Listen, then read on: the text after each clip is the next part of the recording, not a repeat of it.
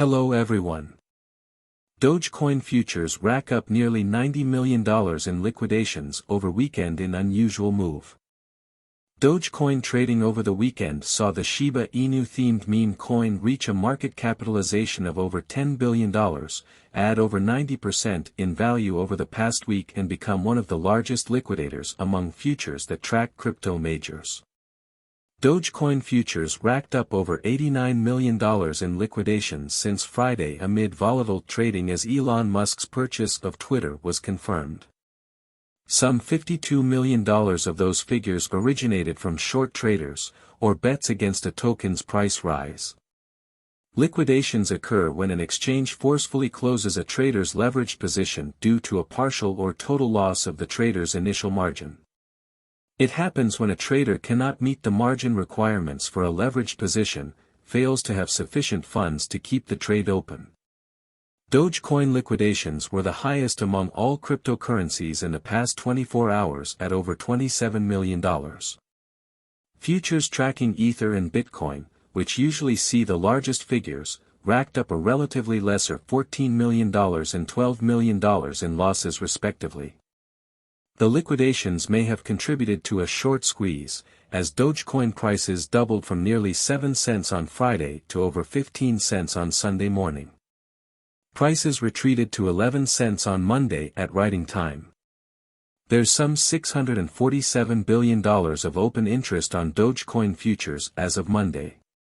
Open interest, or the number of contracts outstanding and not yet liquidated by an offsetting trade. Elsewhere, on-chain transactions on the Dogecoin system spiked from 25,000 per day last week to over 37,000 as of Monday morning, data from Block Explorers show. Musk has been a major supporter of Doge, which has become a proxy for sentiment about him. The entrepreneur's statements about the token have also consistently influenced its price, as previously reported. Top analyst issues Bitcoin alert, says latest BTC rally could be last bounce before major correction. A popular crypto strategist is warning Bitcoin holders, saying that the recent BTC rally could be the final leg up before another serious corrective move.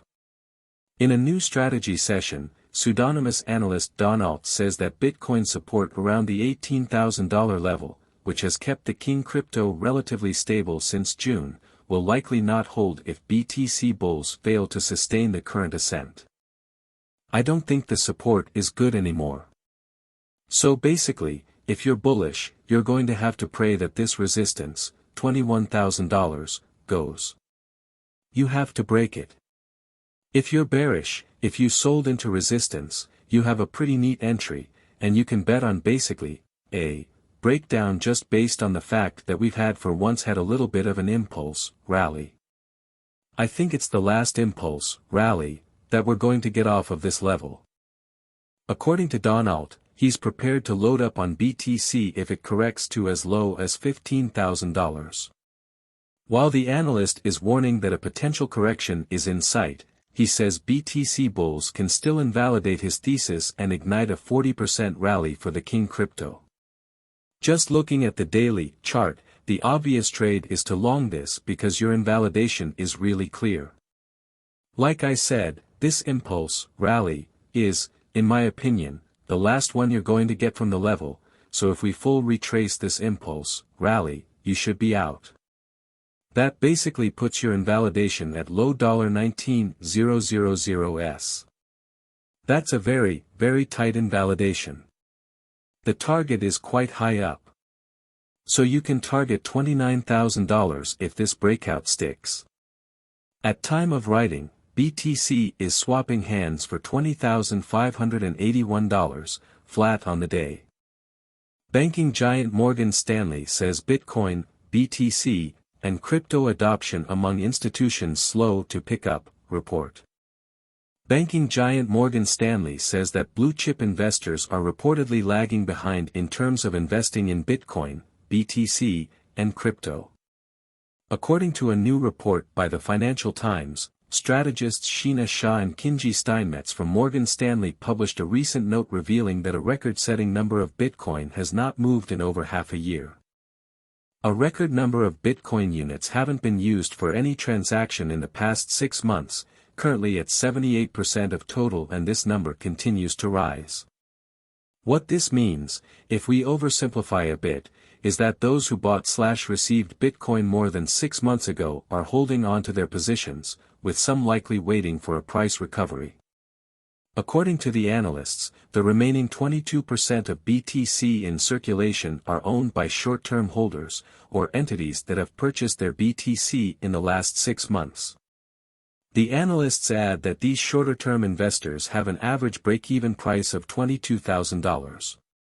Looking at the activity of blue-chip investors, the Morgan Stanley strategists say that even though institutions have cited consumer demand as a means of offering crypto-related products to traders over the last few months, the demand hasn't picked up quite like they hoped.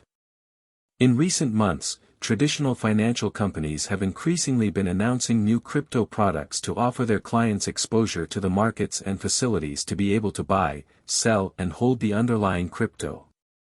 The companies are saying they have introduced the products due to client demand, but looking at the recent flows in and out of exchange-traded products and the trends for trading volumes described above, we continue to think that unless there is material upward price volatility, it may be difficult to see that real demand pick up materially.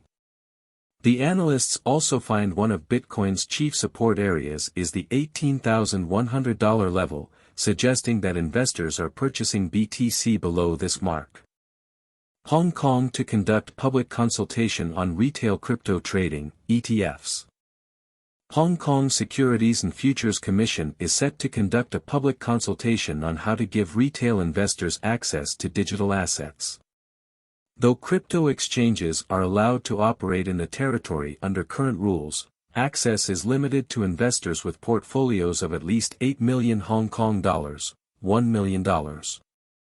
In addition, Hong Kong's regulator said it is open to future reviews on property rights for tokenized assets and the legality of smart contracts, and that it is exploring a number of pilot projects to test the potential benefits of digital assets and their applications in the financial markets.